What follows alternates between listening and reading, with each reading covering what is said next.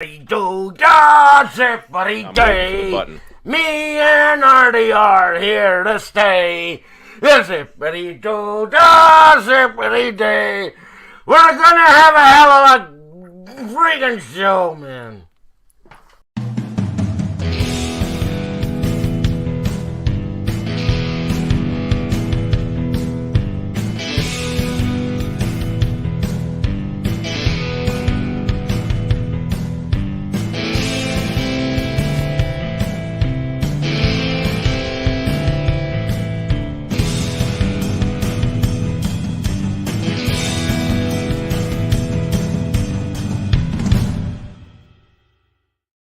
Welcome, everybody, to the show. With me is our co-host and fellow traveler, Dan the Dancing Man.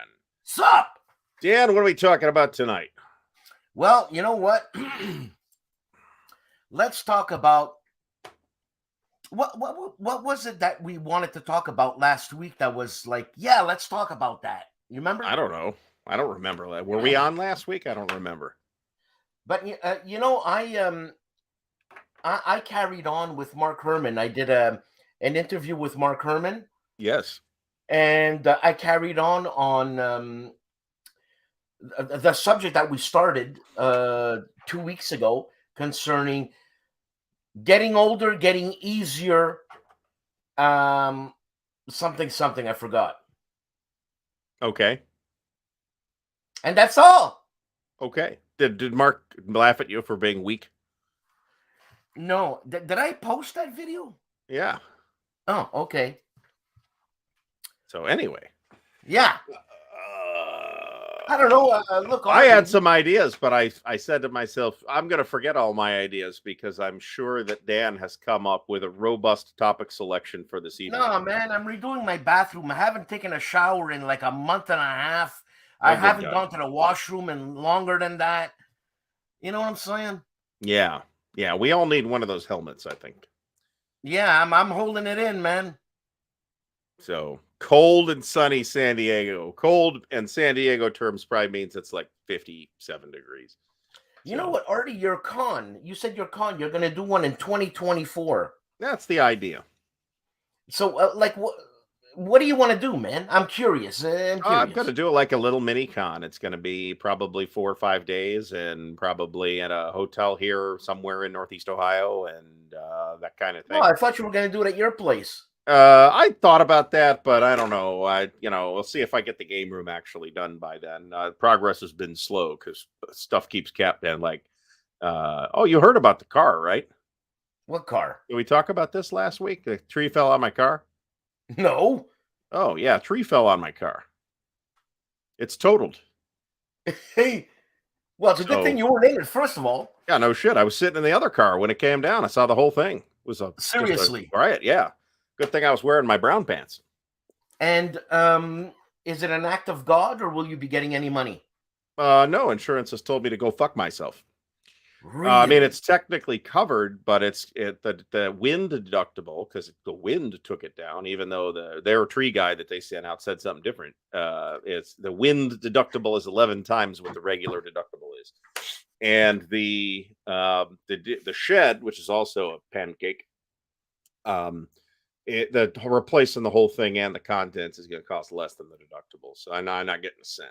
So out of car, out of shed. Good thing I got a second shed. So what do you mean less than the deductible? What's the deductible? 25 grand? $5,900, which I think is about 25 grand Canadian.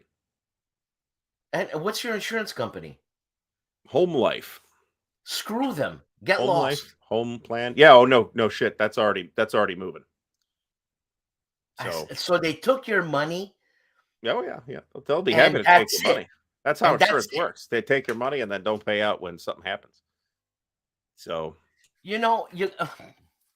for God's sake, I keep thinking of our socialist way of life and your capitalistic way of life. I'm not sure that has a whole lot of bearing on this particular situation. No, I know, but I just thought trees about it. falling on your car up there too. For God's sakes, man. But apparently, the wind deductible is very common. A lot of insurance companies are doing that for exactly this reason. This way, wind. Tree falls over. They say, "Oh, it's the wind," and they could say it's a $6,000 deductible instead of the $500 deductible that I'm paying for. Unbelievable. Unbelievable. So we're looking into changing insurance. And is there was there an option that you could take the wind deductible? No, there actually isn't. Not with them. So that's just the way it works. Jesus Christ. So anyway, hopefully you're doing okay. I don't know how we didn't mention this on last week's show. I know I mentioned it on my Monday stream. So we got a whole bunch of shows coming up, folks. So keep in touch. You know, what's Fuckle saying here? What's he saying? He's forgetting about the people that they murder in American hospitals. Yeah, yeah. I know. They murder people here, and we pay for that. But we don't believe in a death penalty. You know what I'm saying? Well, so neither does the Pope. So you guys just do everything the Pope says, don't you? Hey, Artie, let's talk about magazines, man. You collect magazines? You collect magazines? What kind of magazines? Well, I have a big chunk of general magazines, and it's just basically it's like bathroom reading, you know. It's fun, man. It's fun to go back and look at the classifieds and what game was this and what game was that. I know that Legendary Tactics, if I'm not mistaken, does like what was hot in 1902 type thing, you know? I don't know about that, but I think they did that. Was it them that did that series on the history of Avalon Hill that contains a number of errors? That contains a number of errors. Oh, yeah, there's a few mistakes I caught. Yeah, I didn't watch. Let go those errors, for God's sakes. So man. We were talking about this the other day, actually, in terms of the quality of the magazines, and I mean, the General was an icon, a pillar of the hobby, was around for a very long time. This is a good point. I don't know how you're making this story up where you're reading in the bathroom, but you got no bathroom. Whatever. She's shitting in a 5-gallon bucket out the back porch. So, and we were talking about that, about like the quality of the magazines, and frankly, you know, unless you were, I don't feel like there was generally a lot of reason to buy the General. I had relatively few Generals. I probably until like last year or the year before when I picked up a stack of them for I don't know $15 or something like that. That's more Generals than I've ever had. So I probably have about 20 issues right now. I've probably ever only owned about 6 issues until I bought that batch. And those original ones are long gone. Yeah. So the thing with the General is not that it was a house organ per se, is that if it would have like a feature game and maybe some other stuff that always tied into Avalon Hill. And if you weren't playing any of those games, there was no reason to buy that issue. At least, you know, in my memory, right? I mean, back in the day, you know, there was the classifieds were actually a happening place to be, believe it or not. I mean, this is how, you know, if you go back to the first couple of years of the Generals, you'll see a lot of recognizable names in those classified ads looking for players like Gary Gygax, for example. So lots of folks have gotten the new C3i yet already, I should say. I have not. I haven't ordered it. That's why. How much is it? How much is it in the States, a C3i? About $45, something like that. Don't quote me on that, but that's plus or minus $5. That's what it is. And including shipping? Maybe, I'm not sure, but it can go it's a magazine, so it may be able to ship it media mail. Generally speaking, I think they just jacked up the media mail rates or screwed media mail up somehow. Generally speaking, the post office frowns upon shipping games media mail, but if it's like a book, then or a magazine, then you could probably get away with it. So, yeah, no, look, $45 for a C3i. With a decent sized game in it too. That Trevor Bender's I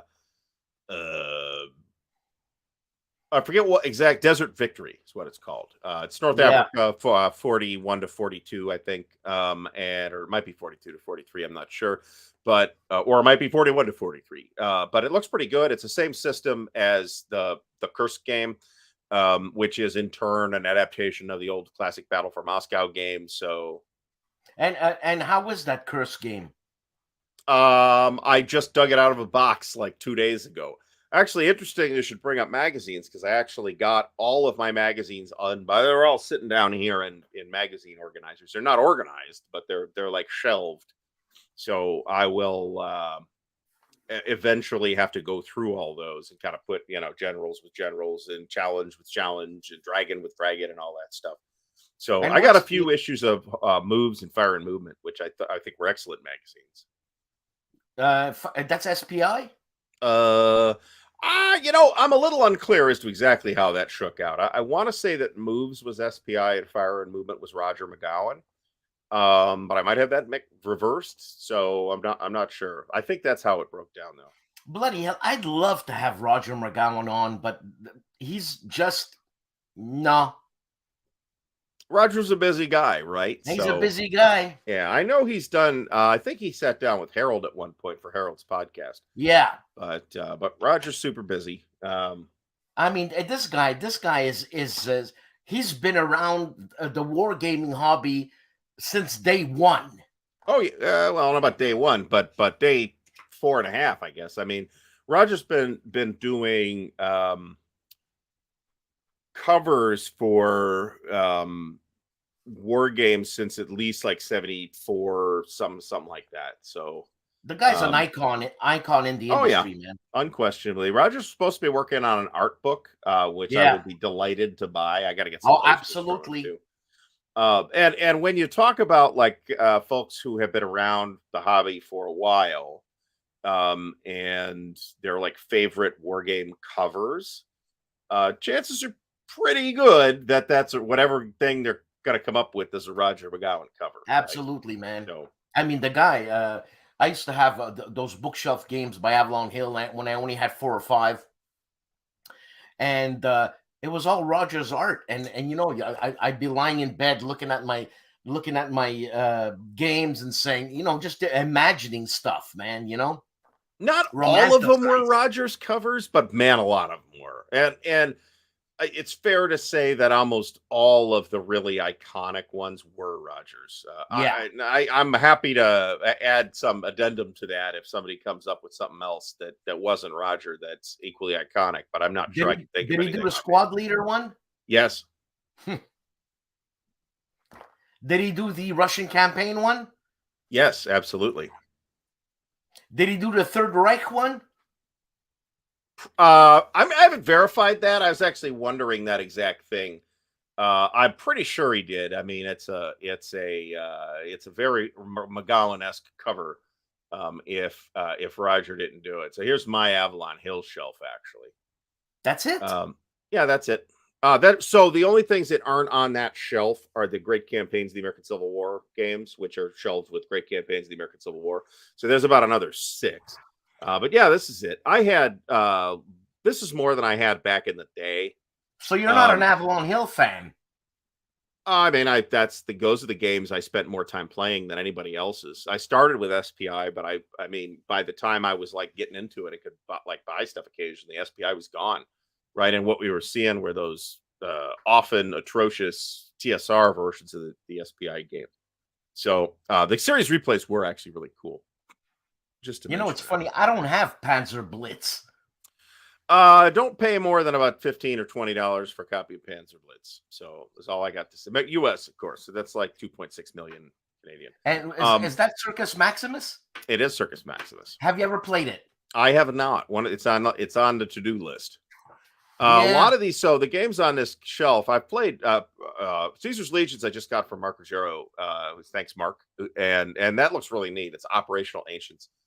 Wood Ships and Iron Men Flat Top I've played. Titan I've played. Civ I've played. Trireme I have not. Conquistador I played back in the day. This is a new copy that I obtained. Blackbeard I've been trying to. I have played that, but I played it like once 20 years ago. I've got the new edition. Totally different game. Completely different game. We talked about this on the show yesterday. Freddy the Great I just got. That's on my to play list for some time this year. 1776 we played back in the day.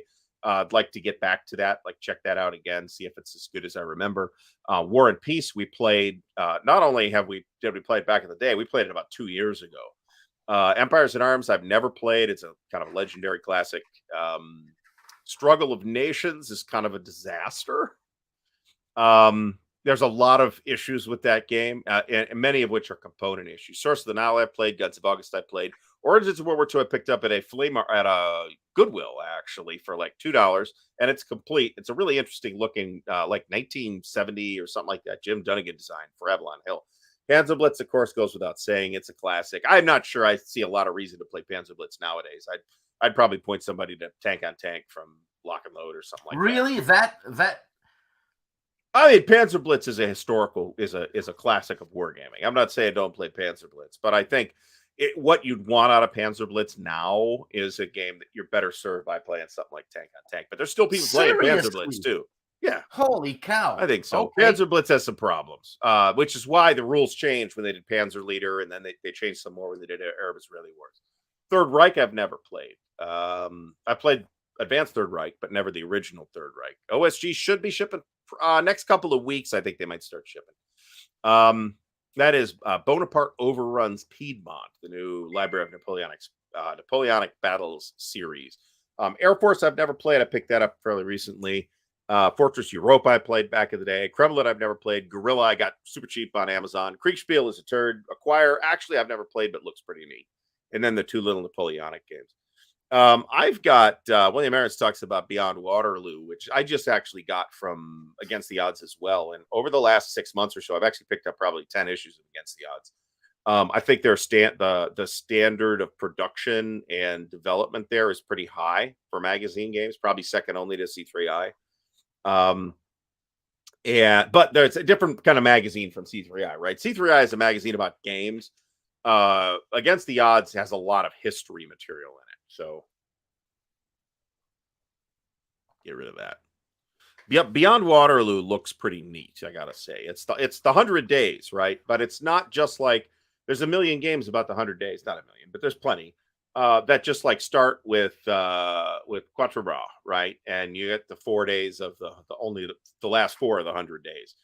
Beyond Waterloo covers the whole 100 days, where Napoleon returns to power and then has to kind of manage everything to keep everything, try to put everything back together. Plus, there's a bunch of huge armies coming after him. It looks pretty neat. And the fancier deluxe expanded, whatever they're calling it, edition that they just put out has a 1814 campaign in it as well, which is interesting. Got a whole separate rule book. Hey, how many games does Mark Simonich have out? Out in print right now, or like has he designed? Has he designed? I can't. It's not something I can look up on Board Game Geek because this guy's a monster. He's done a lot of game. He's the artist on a lot of games, so he's going to get listed by BGG in a random place. Isn't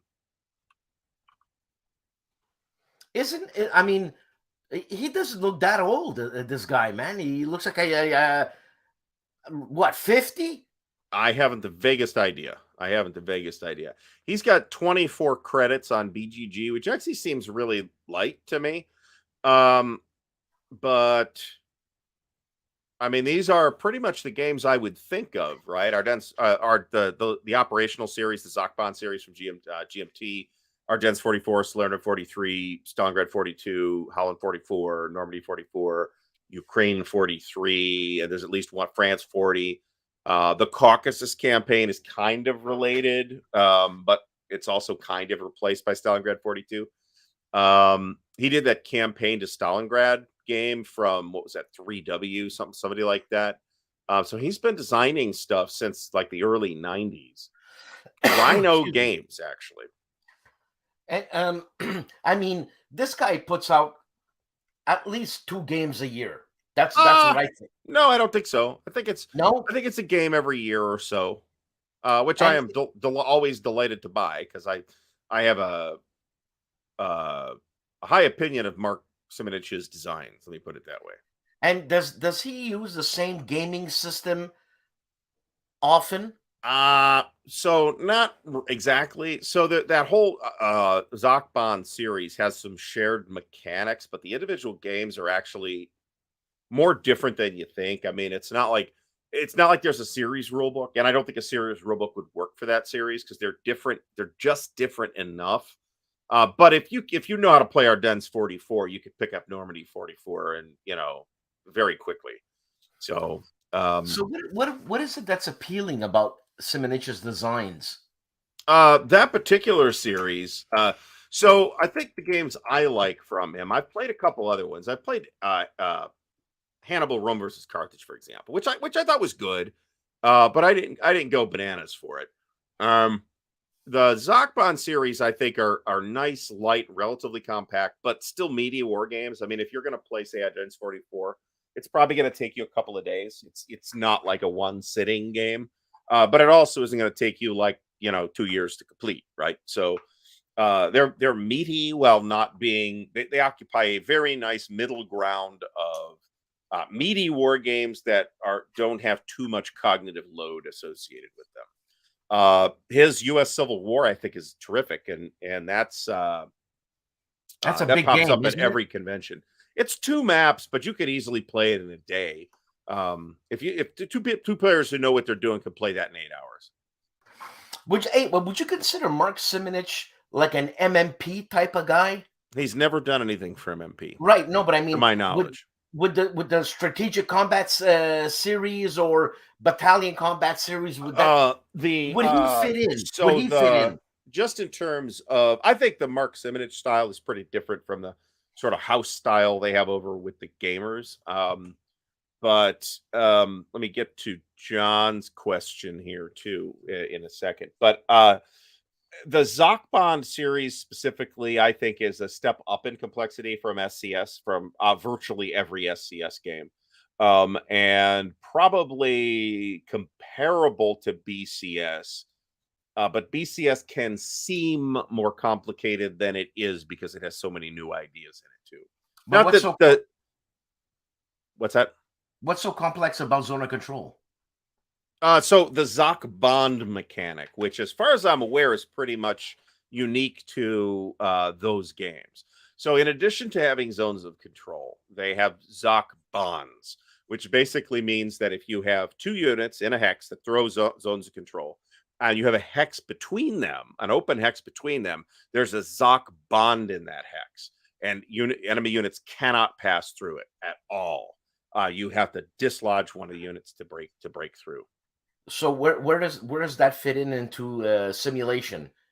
Like how I mean, so the recognize that there's a bit of abstraction just in the nature of what we do, right? I mean, if you're saying, okay, here's a hex, and the hex is 2 miles across, whatever it is. Here's a unit, and the unit's a battalion, and I've got the counter in the 2 mile hex. I got the map says that this battalion is in this 2 mile hex. Well, are they really though? They have some ability, especially in more modern conflicts, to project force outside of their hex. And maybe in some cases, some games specifically address this, where you can actually break units up over multiple hexes. Great Battles of the American Civil War, you can do that. Line of Battle, you can do that. It's built in with the rectangular counters in Great Battles of History. Are all the guys in that unit in that hex? Sometimes no. So there's an amount of abstraction just built into the style of map that we've chosen to use for war games, right? And that's the kind of thing that the zone of control is intended to reflect. Not only that, but the fact that when 2 enemy forces come into contact with one another, there's friction, right? So they're both to some extent pinned down. And different games, some games have no zones of control, some games have soft zones of control. OCS has, I think, pretty soft zones of control, unless you're driving a truck. But other games, and it was a hallmark of SPI to have very hard zones of control, where you entered and you couldn't move until somebody retreated or was eliminated. It's funny. Something just popped into my mind. There's zone of control, and then there's enemy zone of control, but it's still a zone of control. Well, enemy zones of control is just the other person's zones of control, though. I know. So your zone of control vis-a-vis your opponent is it's an enemy zone of control. Yeah, and if you think about it, they're almost always in adjacent hexes, right? Which means that if the enemy is in your zone of control, you are in the enemy zone of control, right? And that's what that reflects. So you are in contact because you are in adjacent hexes, even though actual shooting might be below the scale of the simulation. I think it's I did not semantic. hear anything about that Kickstarter either until after the fact. So clearly, I need to be paying more attention to Kickstarter. But it isn't a scene that I have felt particularly obligated to keep a close eye on in Wargaming, right? Yeah, this is the new module expanding ASL to Arab-Israeli War, 1948 Arab-Israeli War, I should say. Which mechanically I think is fine, but I have no interest in that whatsoever. This is true too, and Mark Simonich's games actually is kind of a model for the different ways that zones of control can operate. Right, some units in those games don't throw ZOCs at all, so those units don't form ZOC bonds either, at least usually. And like in some games, you could form a ZOC bond with the map edge. In some games, you can't. If you are intending to get that from Against the Odds, my understanding is that they're pretty low stock. So if you're going to get it now. It's not terribly expensive. It's kind of expensive, but it's a big magazine game too. Clear something up for me, Artie. Yes. Supply line. Line. Okay. Okay. Now, vis-a-vis what? The road, the area, like I don't get it. I don't get the supply line. So it depends on the scale of the simulation. And some games, like in World in Flames, for example, the only roads on the map are railroads, are like major rail arteries. In something like OCS, which is WIF is something like 30 miles to the hex on the European scale, something like that. Might be 40. Where OCS is 5 miles to the hex, right? So that's going to make a big impact on what kind of roads you depict on your map. So you cut off that railroad anywhere, and your line of supply is cut off. Is that right? It depends. Again, it depends on the game. There are plenty of games where you don't have to trace supply off of roads, and it depends if so. Like in WIF, I think you have a 4 hex supply range, right? You have to have a supply range with a supply source within 4 hexes, but you could trace back to an HQ, which can then trace back to a supply source. And hexes traced along a rail line are free. They don't count against the 4 hex limit. So weather makes a difference in this too. So so it depends. I mean, if you were talking about something like OCS, then you aren't required to trace along roads, but it's much more efficient to trace along roads because they're roads. Right. So you can't just cut somebody off by driving some armored cars down the road, on the road. You've got to potentially do more to block that supply line than that. And we're talking, for OCS with trace supply. Now, for example, well, you might have to put additional units in there to screen. For example, ideally that throws zones of control, because again in OCS, trucks can't drive through zones of control. They can't. They are stopped by zones of control. Let me put it that way. I'm oversimplifying. I'm aware of that, but that's what we're saying tonight. At what level do you stop the supply line? Maybe in a tactical game like a platoon or squad level game, you don't care about supply at all. I mean, the whole scenario is probably going to take place over 20 minutes, right? So maybe you don't care. Maybe you just ignore it, and maybe you have another very simple mechanic like the low ammo. Okay, I rolled snake eyes or boxcars or whatever. I'm low ammo now, something like that. So let's say you have a 1,000-mile front. Yeah. And I mean, there's so many supply lines there. Mm-hmm. How can you cut off one supply line and the one adjacent to it being 100 miles away affects the game? All right, so I'm gonna kind of draw this picture in this context of OCS, okay? Because that is the exact kind of game in which one sees this situation where you have a 1,000-mile front. And I'm talking OCS Ostfront here, right? So you're playing 3 games together that make up the entire East Front at a particular period in late 43. You have supply sources, which is pretty much the map edge, okay? And the supply sources the ultimate supply source is the map edge, okay? but the supply sources themselves are what are called detrainable hexes. Okay, this is basically a hex with a rail station in it, a hex with either a rail station or combat mode HQ.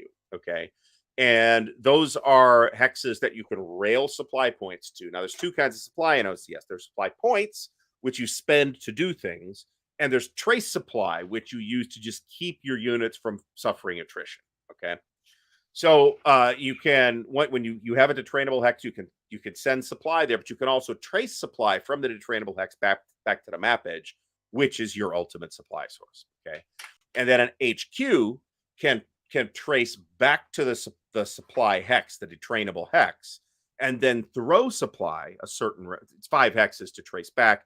It depends on the HQ's throw range to see how far they can trace forward, and that's in almost always truck movement points. So, it's not efficient to drive trucks wheeled vehicles cross country. You could do it. You do it. But if what you are getting at is, do you have to bear in mind the supply status of every one of those counters on all those units along that 1,000-mile front? The answer is yes.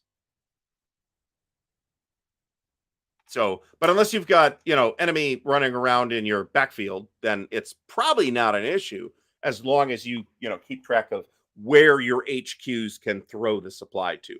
So supply from units is thrown from the HQ rather than being traced backward from the unit, which is usually the case.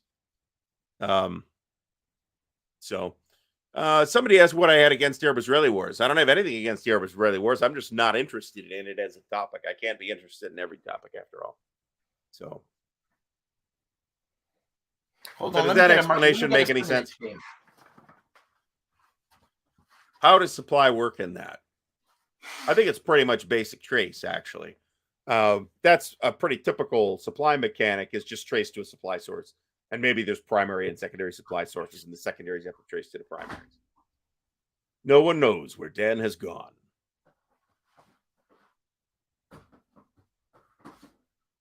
My least favorite topic? I don't really have a least favorite topic. I just have topics I'm interested in, topics I'm very interested in, and topics I'm not interested in. If I have a topic that I actually am really sick of, and I just don't think we need any more games on it, it is not what you think it is. It's zombies. I don't think we need any more zombie games. I think there's tons already, and I'm sure some of them are delightful. I think zombies are tired and overused. Nominal topic of the evening is whatever Dan has come up with, which has been magazines and supply so far. So at least we're keeping it to war games. What's my favorite topic right now? Napoleonics. So, oh Jesus, what's he doing? Zombies at the Bulge. There we go. There we go. Coming soon to a Tie Bomba game near you. You know what, man? I thought June 6th. The old look GMT at that in game. the shiny shrink wrap. June 6th Look is a Richard at Berg design. I thought June 6th, the old GMT game, was a Simonich game, but it's a Richard Berg game. Yep. A lot of people liked it. A lot of people speak very highly of that game. I had it. I did not. I like Normandy 44 better, so I dumped it. Actually, I thought I had Normandy 44, man. Why don't you have Normandy 44, you peasant? Yeah, because Carl didn't have it. That's why you don't have it. No, I mean, Mark, I don't know about Mark, but Herman Lutman's at least doing something somewhat fresh with the Plum Island. Yeah, Herman Lutman's doing the I keep forgetting the bloody name of the game. The Plum Island Horror. Yeah, and you know what? Herman's horror zombie games are actually a lot of fun. They're fun. No doubt. I just think it's a tired topic. That's all. Glory and Empire looks really good, by the way. I'm very interested in seeing that whenever it comes out. I think this whole Lovecraftian horror scene has been revitalized over the last 20 years or so by other writers writing kind of differently in the space that Lovecraft first staked out. So, have you played Stalingrad 42? I have not. It's one that I haven't played. I've played Ardennes 44, Holland 44, Normandy 44. And I think that's it, actually. He's got a complexity of 6, man. 5 or 6. And they always shoot it down, so it's got to be more complex than that. It's not that complicated. I don't have any new updates that Mark hasn't himself posted on Facebook. So, Land and Freedom, yeah, coming out from topic is the Spanish Civil War. Designer is an I can't remember who the designer or the publisher is of this. Somebody will say it in the chat, and I think it does go on sale very soon. But it looks pretty promising. Then again, I have 2 games technically on the Spanish Civil War, and I haven't played either of them yet. And I am unlikely to play the Europa title on that topic. So, Blue Panther, yep. So is that like a Blue Panther direct release or one of the publishers that Blue Panther works with? I think it's just a Blue Panther thing, actually.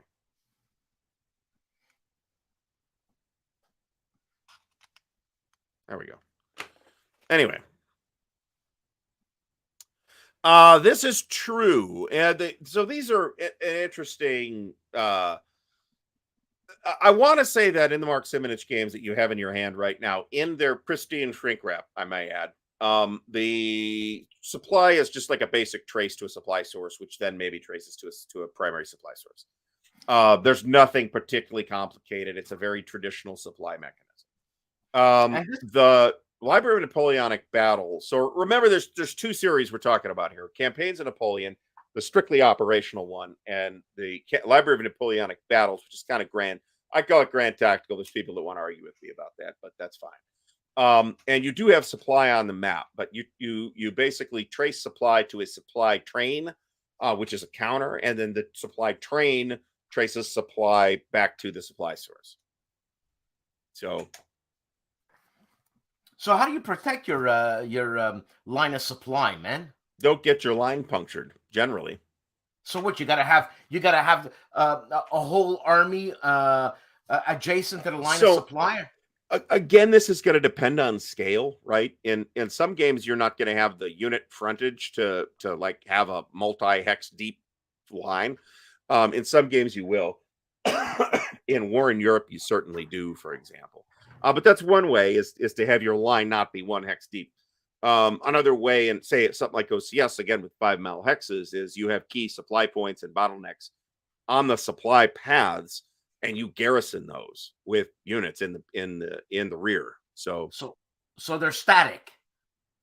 They're not necessarily static. I mean, usually in OCS, they're usually units you can move around. But they're often not great units either. You're not going to put your top units. You're not going to send Grossdeutschland to garrison some shit in the rear. Let me put it that way. I think all of these had wait a minute. That is the game.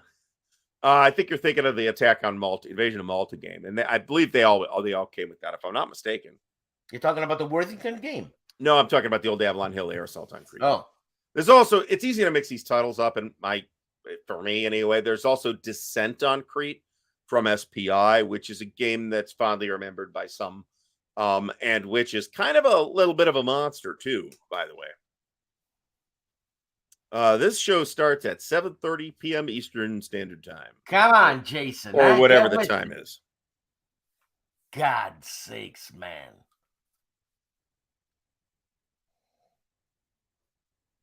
So, yes, I mean, this is true, right? You also want to try to predict where the enemy is going to break through and be ready to counteract that. Again, depending on the game, with reserves, whether they're called reserves or have some kind of special reserve status or not, or be able, if you can, in the game system you're using, set traps for him. So my personal favorite stunt, guy we play OCS with fairly regularly, loves to punch through your line to jump on your stack of artillery units, which are very weak units in OCS. Okay, if you like, they're very useful, but they're not like combat units. They're artillery parks sitting in the rear, right? They're not heavily defended unless you garrison them. So what I was doing, instead of letting him continue to do that, I was putting juicy artillery units, because you can't examine the other person's stacks in OCS. You could only see the top unit. So what I was doing was I was putting artillery unit on top that was a tempting target, and then putting a mech core underneath it. So Soviet mech or tank core, which is a nasty surprise when he's going to jump in with, you know, probably part of a Panzer division, which is probably got a decent edge AR-wise on Soviet mech or tank core, but probably not much more than +1. So that's a nasty surprise. Artie, your artillery usually is in the back. How does he get there? Yes, exactly. How does he get there? He punches through the line. You can always penetrate the line in OCS. If you put enough force on it, you can penetrate the line. There's never enough units to have no weak points in your line. There's just not. Also, we were spread pretty thin with a big wibbly wobbly line that zigzagged all over the map. So, and so what? You don't chase him as he's punching through? Well, it's his turn when you're doing that. Now, on your turn, you can then do reaction. But a lot of times he would actually do that in his exploit phase, so I didn't get the chance to react to it. But if there's a tank core underneath it, it's irrelevant, right?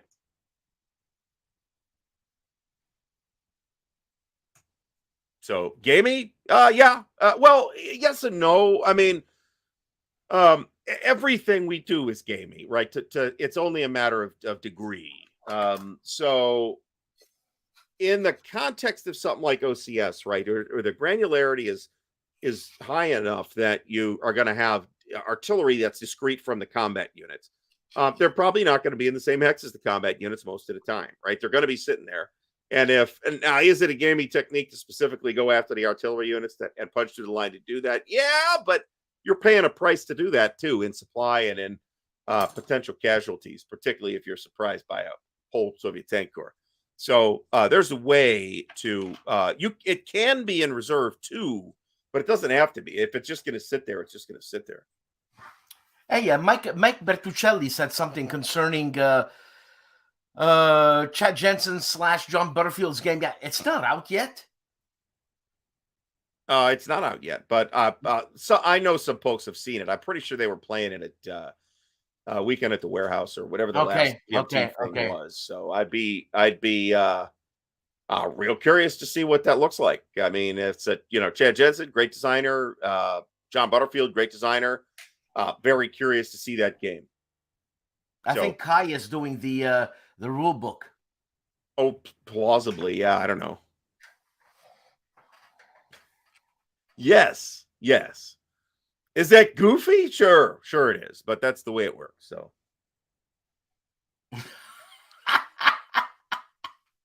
I mean, I guess my question here for Mike is what constitutes an elaborate supply system, right? Is the very traditional a unit has to trace back to a supply source, whether it's a city or a HQ or whatever.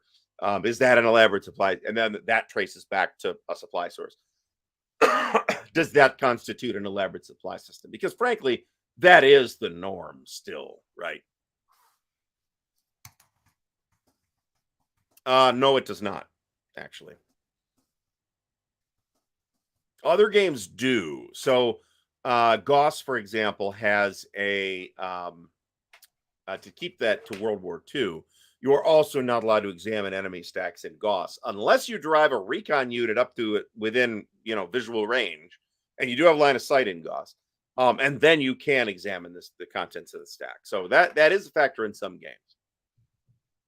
Now, this not examining chits. That's a fog of war thing, right? Yeah, and it's a very simple and elegant, but incomplete solution to the fog of war problem that faces many war game designs that give you basically unlimited information about your enemy's dispositions that the historical commanders did not have. This way, at least there's some element of variability in it, right? You never quite know, or you're never quite sure what's in that enemy stack unless you've just attacked it in a previous phase. And the fog of war rule is as simple as keep a combat unit on the top of the stack. The enemy can look at the combat unit. They cannot look at what's under it. That's the whole rule. So Grognard Rich says nobody wants to play the game to manage the logistics. You know, speaking just for OCS, it's really not about logistics. It is about having some kind of control or throttle that limits what you as the active player can get done in any given turn or set of turns or whatever, right? It's the mechanism that OCS uses to enforce that is supply. Now, you can look at, and this is a great parallel because it's still a DNSing design, right? You can look at BCS and how BCS handles that, right? With the snafu roll and the MSR and the various modifiers to the snafu roll, where you're not keeping track of individual supply points. And also don't forget that originally when the first game came out, there was no trace supply. This is OCS, right? That Kajarian's Blitzkrieg, there was no trace supply. Everything ate off the map. So you got hundreds and hundreds of supply points that you had to then spend each turn. I agree with this statement. I mean, you don't want to turn a game into an accounting or bookkeeping exercise either, right? Most people, I kind of like bookkeeping in games, but most people don't. So, oh, by the way, I don't know if I showed this off yet.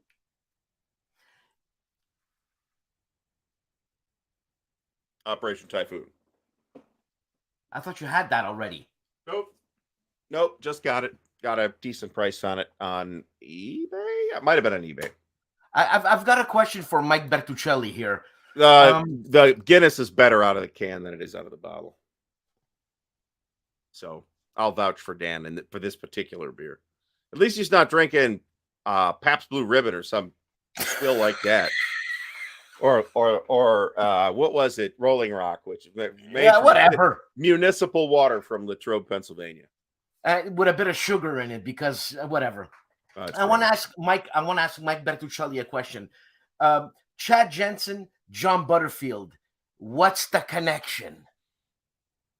That might, I don't know if Mike can answer that or not. If what's Mike wants the to connection? Say, what kind of connection are you talking about? I mean, they knew each other, so these are two different designers, completely different designers. So yeah, what's the what's the correlation? Why bring in John Butterfield to either finish off a Chad Jensen game? My understanding is that they were friends, and it's not any more complicated than that. Certainly, I would expect something different out of a Chad Jensen game than I would expect out of a John Butterfield game. They're both great designers, though. Yes. So I would have laughed if Dan would have done this and then fucking covered himself with Guinness. That would have been hilarious. Yeah, it's a nitro cartridge. That the Guinness in the can is actually pretty good. And cans are coming back for beer, actually. Yeah, it's actually in a lot of ways better packaging for beer than bottles. Yeah, I think so too. And plus, you get a can is 355 milliliters, where a bottle is 300 and. That depends on the can, but it's less. They're usually 12-ounce cans versus 12-ounce bottles, actually, but. I mean, your beer is not going to go bad because of UV light in the can. If you drink beer on tap, okay, when was the last time the bar cleaned their lines? Because I probably wasn't that recently, right? So in a way, drinking beer out of a can is like the best idea.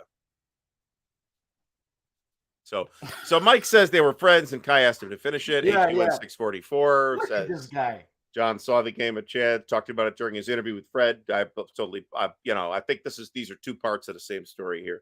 You mean Fred interviewed John Butterfield? Yeah, I think so, yeah. A beast. He has the one up on me. So, well, you haven't gotten Ty Bomba yet. He doesn't have a phone. He's got a Facebook account. He's on Facebook. Look, I tried to get Ty Bomba, man. Okay, you should get Ty Bomba. It would be a fascinating conversation. Oh, I would love to get Ty Bomba. Right now, I just put in a what do you call it? A plea to get the Jeff and Carla Horger. Oh well, shit. You should ask Fucko about that. He sees them every week. Seriously? Yeah. He games Well, with I them mean, I wrote to him. literally I every wrote to- week. I wonder if he wrote back. Hold on a second here.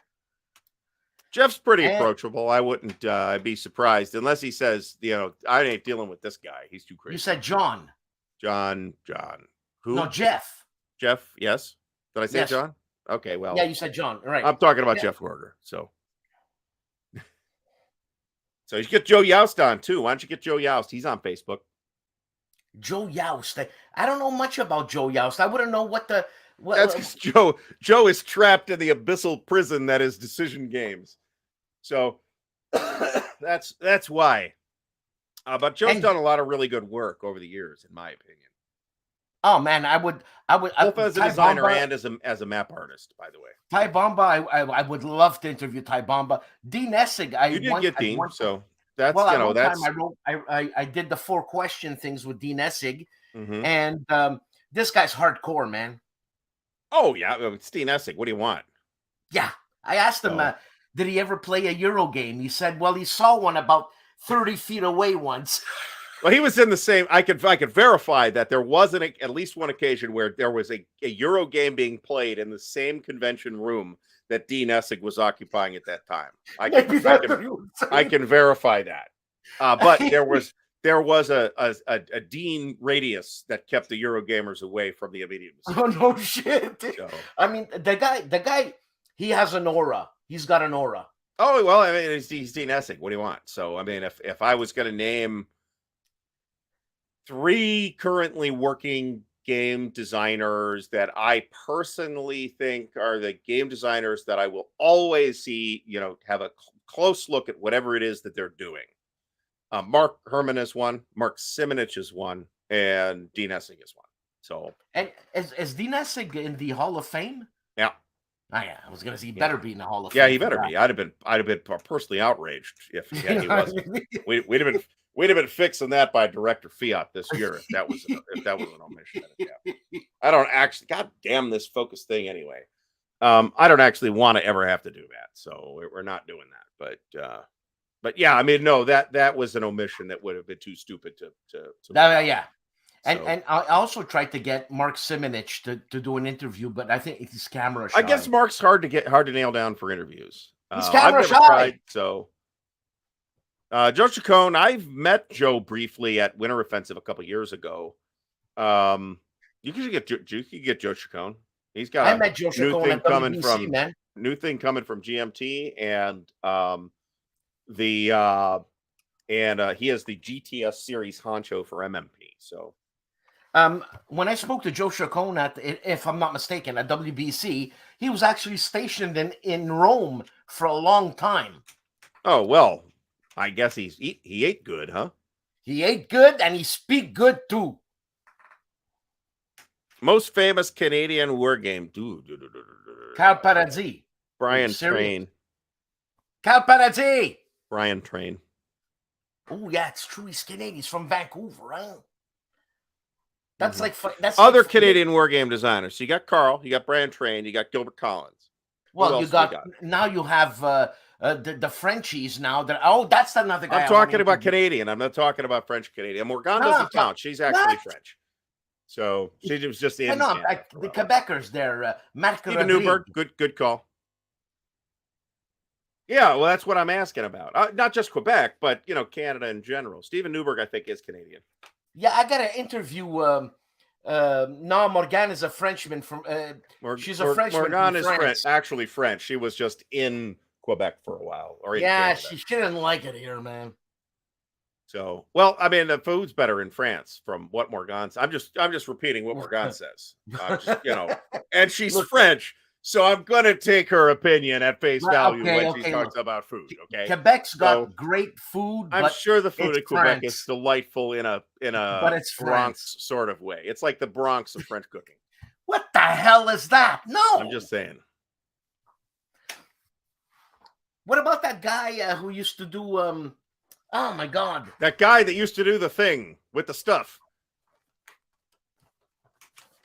Carrie Anderson. Carrie Anderson. Carrie Anderson. Oh, yeah. Okay, that does ring a bell. That rings a bell now that Dan said it. Now that it occurred to me what Kerry Anderson had designed, I connect the people with the game. Oh.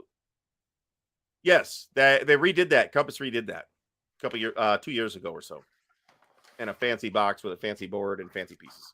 I got this one at Valet Cœur for $5. Who's your favorite war game designer?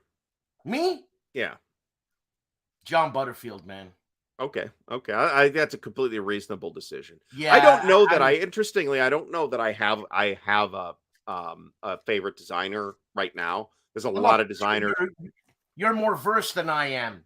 Well, maybe that's it. But there was a point where I'm going with this is there was a point at which I would have unhesitatingly said who my favorite designer was, because he was really the only designer that like jumped out at me and who I had more than one game of his, right? And that was Richard Berg.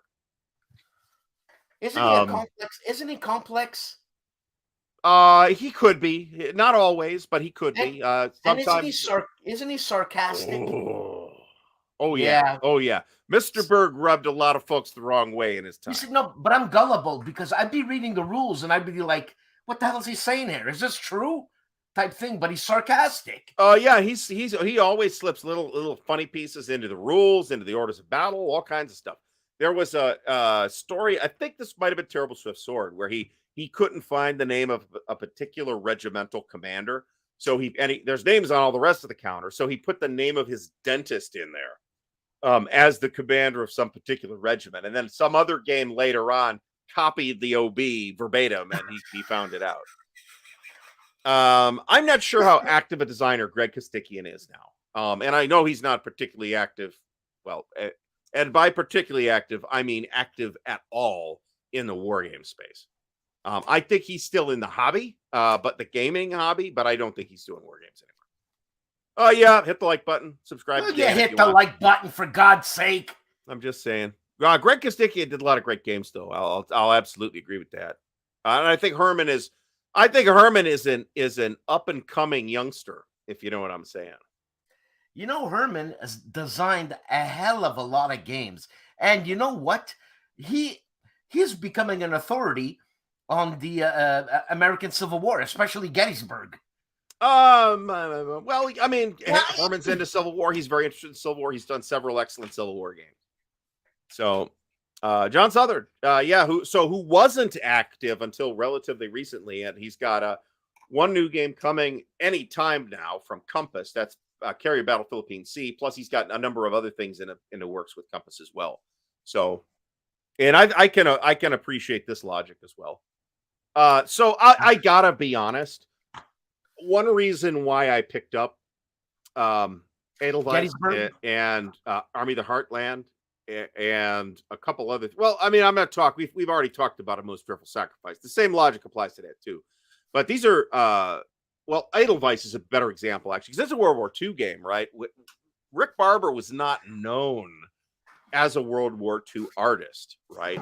And if you kind of picture that traditional Rick Barber Civil War look in your head, you could take that Edelweiss map, recognize that it is done in a completely different style that doesn't really look like that, and yet it is unrecognizably, unmistakably a Rick Barber map. It's absolutely gorgeous, absolutely gorgeous. The John Prado's American Civil War Campaign Series is really nice looking maps as well. Especially Army of the Heartland, it's gorgeous, absolutely gorgeous. I got in touch with I think it was who owns this? Who owns Revolution this? Games? Yeah. Who's that guy? What's his name? The guy that runs Revolution Games? Rick something? I'm thinking of Randy from Legion War Games. Randy. No. Randy's with Legion War. Randy is with Legion War Games. That's the wrong guy.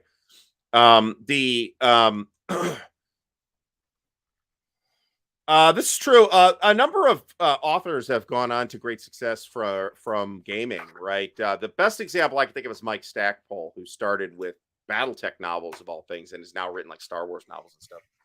I mean, those. Oh, there you go. There you go. So, did you get a free hug with that or what? I mean, that's a huggable quote right there. Yeah, damn right. Yeah, Roger. That's it. Roger Miller. Roger Miller. I got in touch with Roger Miller, and I asked him, can you please send me just a map of one of Rick Barber in one of your games? And I think he did, and I don't know where it is because I wanted to frame it. Mettre dans un cadre. What the hell you say? Frame it. Frame it, right. I actually want to, we could actually do a whole show on Wargame artists and then spend 45 minutes talking about Rick Barber. But I think Joe Youst does really good work. Dean Essig, I respect Dean a great deal as a Wargame cartographer too. He's not necessarily the flashiest, but you're never wondering where the stuff's at or what kind of terrain's in the hex with Dean either. Mark Simonich, of course, great map artist. Another name is eluding me at this exact moment. Charlie Kibler, that is in fact the name I was thinking of, because what brought that to mind was Great Campaigns of the American Civil War. Actually, I interviewed Charlie Kibler, and nice guy. There you go. Keebler. It's not Keebler. I think it's Kibler, actually. I could be wrong. Keebler! I think I made fun of you. You called him Charlie Keebler, and I made fun of you because I'm like, what is he, an elf making cookies in a tree? Or what? Yeah. I think Courtney Allen's actually been underappreciated for his contributions to wargaming. Actually, I'll cop to that. Richard Hamblin has a little more of a mixed record, I think. But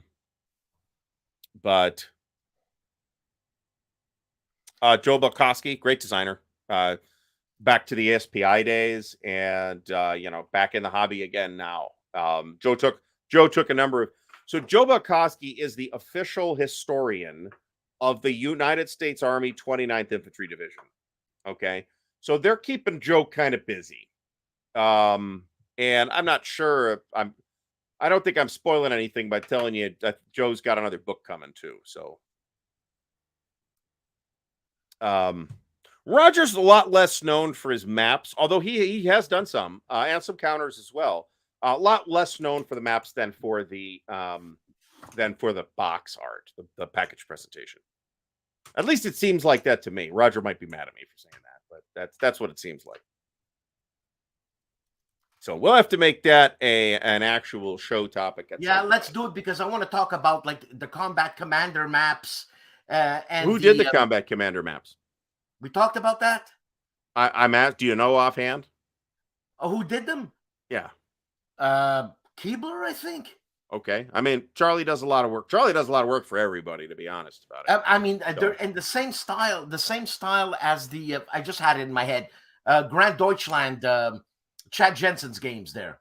Oh, the Fighting Formations games. Yeah, same map style, and basically it's an offshoot of the ASL maps. I don't think they're so Charlie does do the ASL maps, but I don't think that they're stylistically as similar as you'd think. I mean, they're similar in that the terrain depiction is similar, but the artistic style, I think there's a different look going on there, if you ask me. Let's talk about that next week. All right. Well, maybe not next week, but we'll talk about that next week. I'll put that on the list of topics that we'll have to do when Dan doesn't come up with a topic beforehand. And we didn't talk about what the show is. So if anybody hasn't seen, we have announced to cap us off here. We announced the members of the Charles S. Roberts Awards nominating committee for 2022. That's a 1-year commitment, or less than a year, hopefully, right? So if everybody's interested, go check that out. It's on the Charles S. Roberts Awards website, charlesrobertsawards.com. So Volko, yeah, obviously Volko is. I mean, I think you got to categorize designers as like, here are the classic designers, and here are the modern designers, and then here are the designers that have been active all the time. And I mean, there's a lot of variables there, and I think it's a little unfair to parcel them out quite that detailed away. But anyway, we should hang it up. Thanks everybody for watching. Tune in next week at my place, 7:30 p.m. Eastern time, where we will do something. I don't know what yet, but we'll do something. And then of course I got an unboxing video on Thursday, 2 p.m. And then Dan's got his show that gets released at midnight or just after midnight on Saturday morning. So check all that stuff out. All kind of goodies coming. Everybody have a great night.